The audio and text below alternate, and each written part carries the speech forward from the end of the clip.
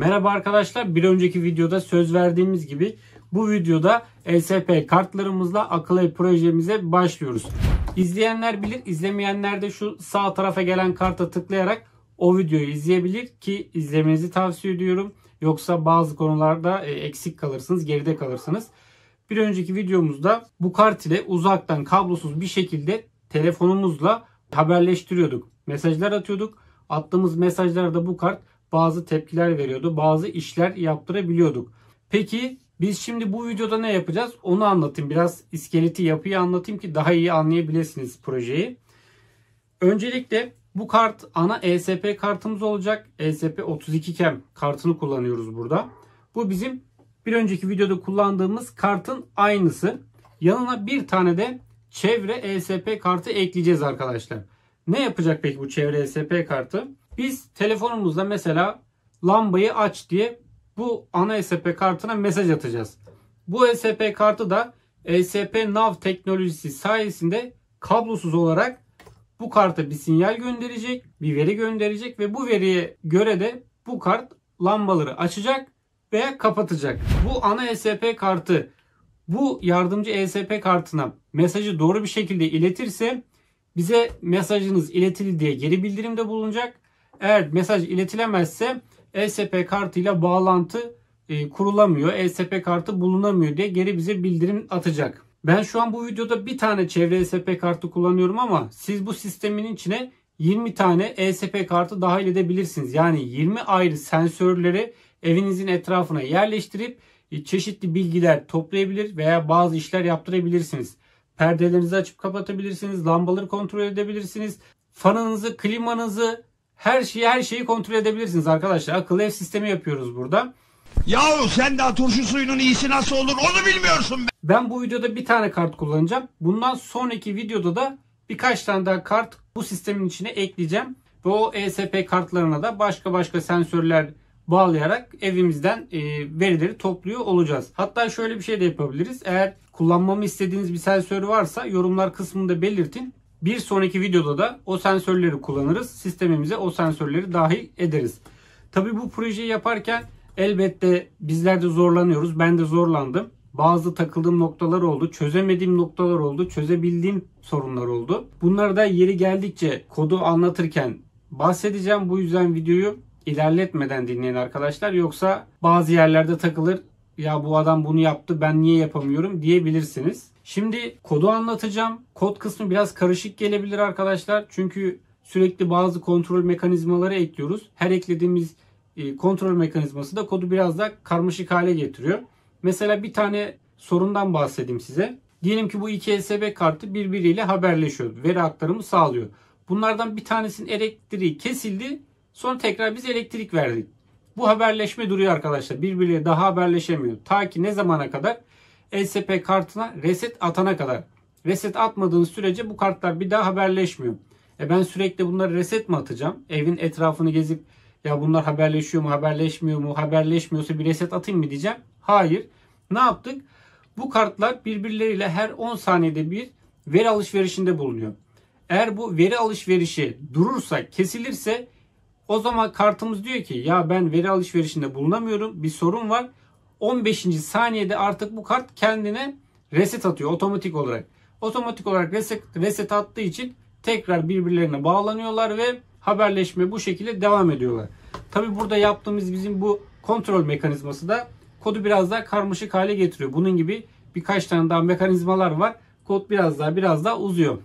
Bir sonraki projemizde de ESP kartı dahil ederken kodumuzda ne gibi değişiklik yapmamız gerekiyor? Nelere değiştirmemiz lazım? Onları anlatacağım. Bu yüzden kanala abone olmayı, videoyu beğenmeyi unutmayın. Bildirimleri de açın ki videoyu paylaştığımda hemen haberdar olun deyip kod kısmına geçiyorum. Kodumuzu anlattıktan sonra da bu iki ESP kartının testini yapacağız arkadaşlar.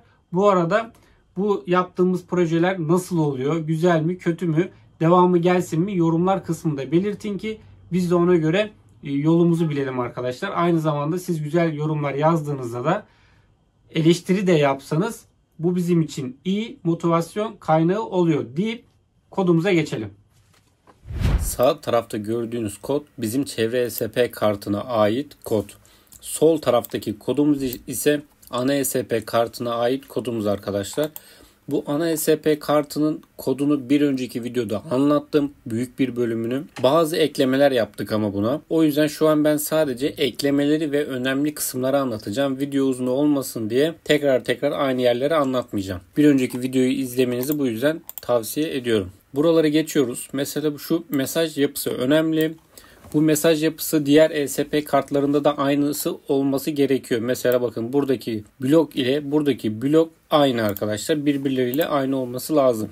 Bu mesaj yapımız ile 2 tane örnek oluşturduk. Şuradaki ikinci örneğimiz karşı taraftan gelen bilgileri içine atacağımız örnek. Bu birinci örneğimiz ise bizim buradaki ESP kartındaki bilgilerimizi karşı tarafa atacağımız örnek oluyor.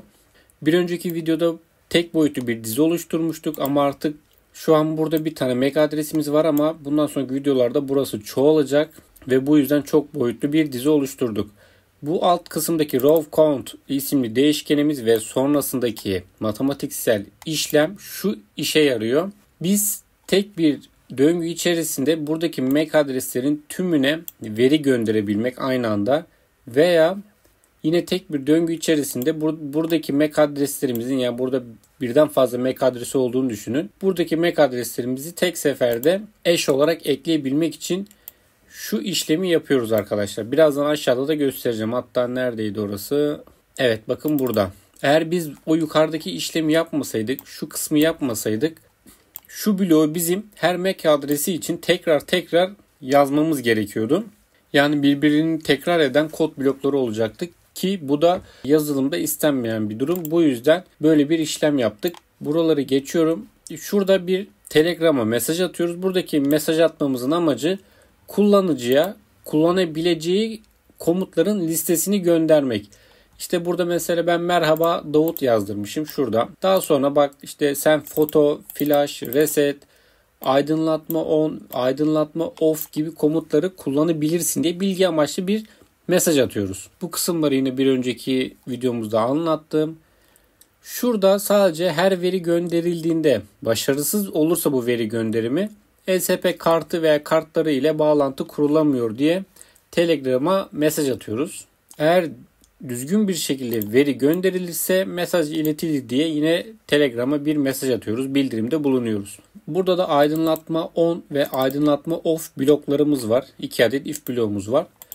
Yine anlayacağınız üzere aydınlatma on kodunu gönderirsek MyData Relay 1 değişkenini true yapıyoruz ve bunu ESP_nov aracılığıyla karşı tarafa gönderiyoruz. Eğer aydınlatma off komutu gelirse MyData Relay 1 değişkenini false yapıp karşı tarafa, bu yazılımda istenmeyen bir durum. Bu yüzden böyle bir işlem yaptık. Tek döngü içerisinde bütün MAC adreslerimizi ekleyebiliyoruz. Yine aşağıda da göreceksiniz ki tek bir döngü içerisinde veya tek bir if bloğu içerisinde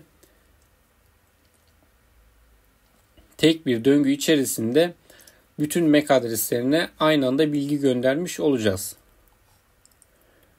Buraları geçiyorum. Şurada bir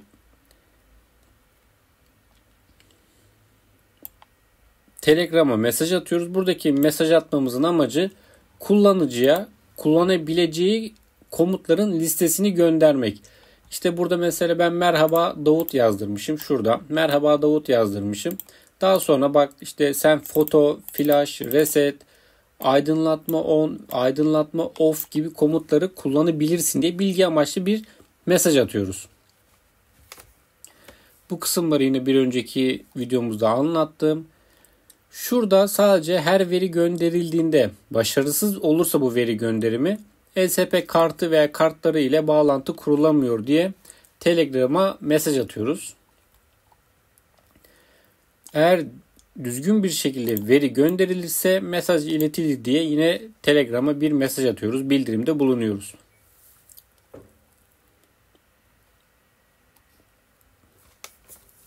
Burada da aydınlatma on ve aydınlatma off bloklarımız var. 2 adet if bloğumuz var. Yine anlayacağınız üzere aydınlatma on kodunu gönderirsek MyData Relay 1 değişkenini true yapıyoruz ve bunu ESP_nov aracılığıyla karşı tarafa gönderiyoruz.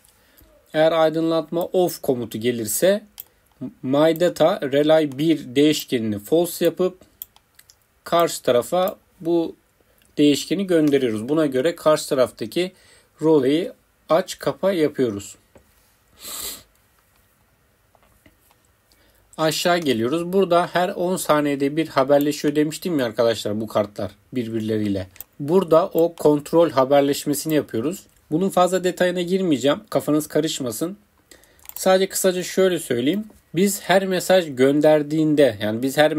gönderdiğimizde mesajın doğru bir şekilde iletilip iletilmediğini bildirim olarak alıyoruz ya Telegram'da. İşte şu her 10 saniyede bu da veri gönderiyor.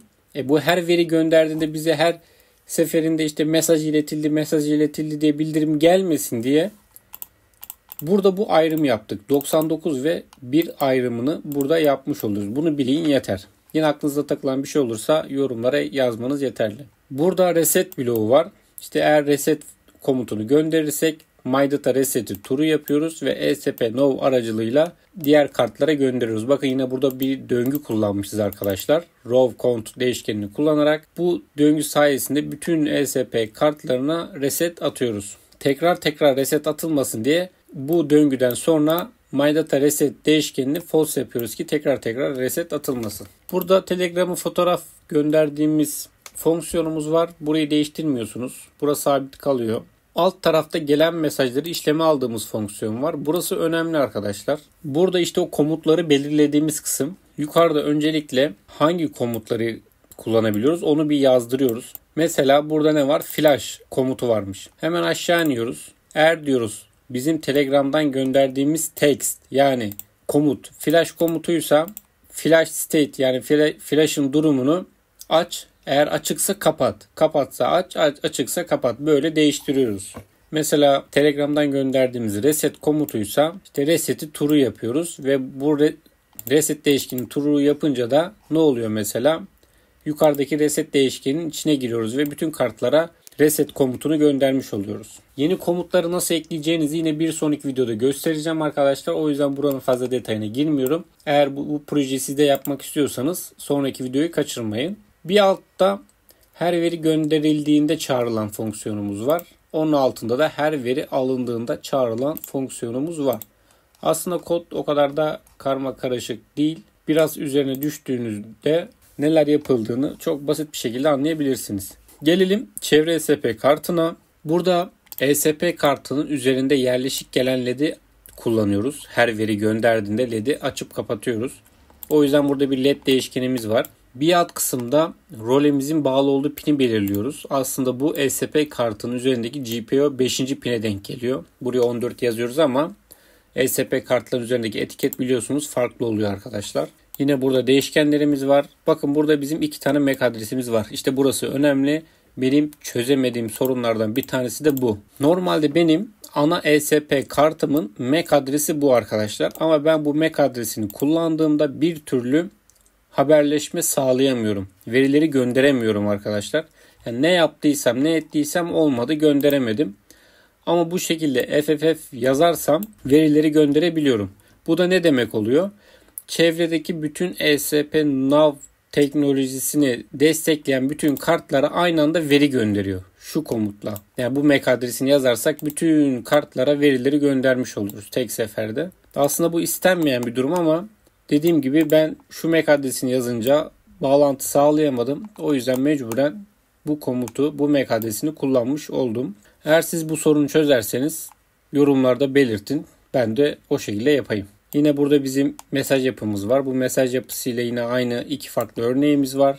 Şu kısım kabaca anlatayım arkadaşlar. Bu kısım ne işe yarıyor? Bizim şimdi sol taraftaki kodumuz ne yapıyor? Hem internete bağlanıyor ve aynı zamanda ESP-NAV teknolojisi sayesinde diğer kartlarla haberleşebiliyor.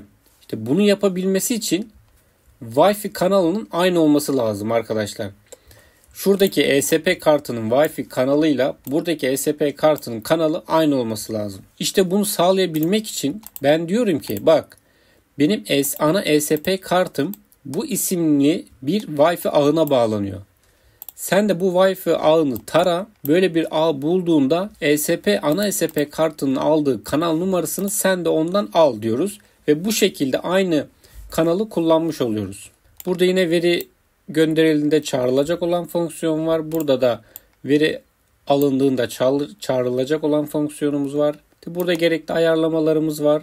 İşte ESP kartının rolünü belirliyoruz. Alıcı mı, verici mi, yoksa hem alıcı hem verici mi, onu belirliyoruz. MAC adresini eş olarak ekliyoruz. Aşağıda da loop döngüsünde fazla bir şey yok arkadaşlar. Geri bildirim bloğumuz var. Doğru, başarılı bir şekilde veri alınırsa tekrar bu ana ESP kartına işte ben veriyi aldım, doğru bir şekilde çalışıyorum gibisinden işte bir sinyal gönderiyoruz. Bu blok o işe yarıyor. Feedback zaten burada geri bildirim anlamına geliyor. Alt tarafta da bizim rolemizi kontrol ettiğimiz if bloğu var. Eğer burada relay 1 true'ysa bu kısım çalışıyor. False'sa bu kısım çalışıyor. Alt kısımda da bizim reset komutumuz var. Bakın burada iki farklı koşulda ben ESP'ye reset attırıyorum. Bunlar ne? Birincisi şu kısım.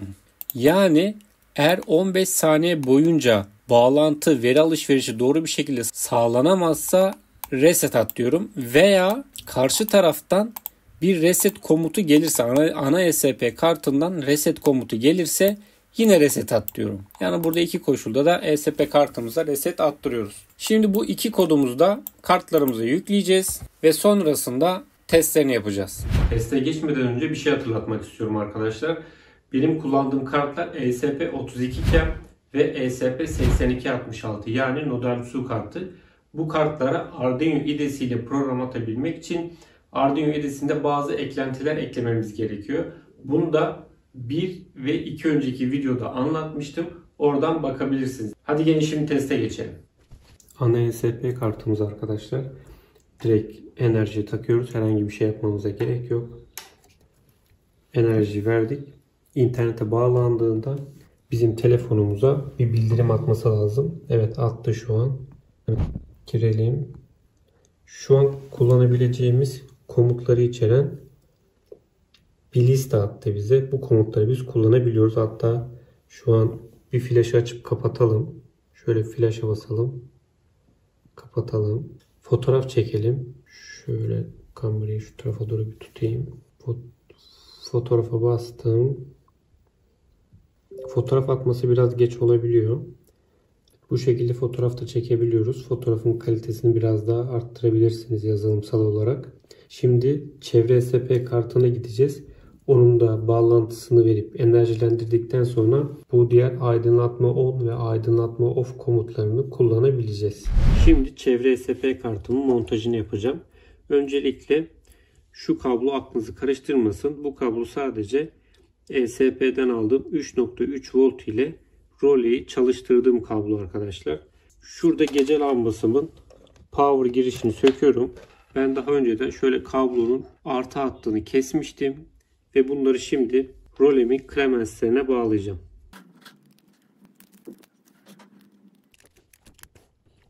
Bağlantımı bu şekilde yaptım arkadaşlar. Şöyle göstereyim. Şimdi gece lambasının girişini takıyorum. Ve ardından çevre ESP kartıma enerjiyi veriyorum. Şu an ana ESP kartıyla bağlantı kurmaya çalışıyor. Eğer bağlantı kuramazsa ilk etapta kendine reset atacak. Evet, bakın bağlantı kuramadı. Mavi ışık yanıp söndü. Yani reset attı kendine. Tekrardan bağlantı kurmaya çalışacak. Bakalım ikinci seferde bağlantı kuracak mı? 15 saniye bekliyoruz. Evet, galiba bağlantıyı kurdu arkadaşlar. Şu an kendine reset atmıyor. Ben bu kartımı şimdi yere bırakacağım. Burada artık biz bu gece lambamızı akıllandırmış olduk. Tabi bu örnek bir çalışma. Normalde bu devreyi daha böyle ufaltıp küçültüp değerli toplu bir hale getirmemiz lazım. Şimdi ben şöyle kartımı koyuyorum ve paşa koltuğuma geçiyorum. Şimdi bağlantımızı yaptıktan sonra aydınlatma on kısmına basıyorum. Bakın orada ışık yandı. Köşedeki ışık. Şimdi şöyle telefonda aynı zamanda gösterebilecek miyim? Şimdi aydınlatma off kısmına basıyorum. Bakın direkt kapanıyor ve mesaj iletildi diye cevap geliyor. Açıyorum. kapatıyorum. Etki tepki görebiliyorsunuz arkadaşlar. Bayağı hızlı bir şekilde çalışıyor. Şimdi gidip oranın enerjisini keseceğim ve tekrardan mesaj göndermeye çalışacağım. Şimdi oranın kablosunu çıkardım arkadaşlar. Tekrar bir aydınlatmayı açmak için mesaj gönderiyorum. ESP kartları ile bağlantı kurulamıyor diyor. Gördüğünüz gibi sistem güzel bir şekilde çalışıyor. Sonraki videolarımızda buna farklı sensörler de ekleyeceğiz. Bu sistemi gitgide çoğaltacağız. Güzel bir projenin daha sonuna geldik arkadaşlar. Eğer şöyle yapsaydım daha iyi olurdu, şurası kötü olmuş dediğiniz noktalar varsa yorumlarda belirtin. Biz de insanız, hata yapabiliriz. Bir sonraki videoda kullanacağımız sensörü de yorumlar kısmına yazmayı unutmayın. Bana destek olmak için yapmanız gerekeni biliyorsunuz. Bilmeyenler için söyleyeyim. Kanala abone olmayı ve videoyu beğenerek bana destek olabilirsiniz. Buraya kadar izlediğiniz için teşekkür ederim. Bir sonraki videoda görüşmek dileğiyle. Hoşça kalın.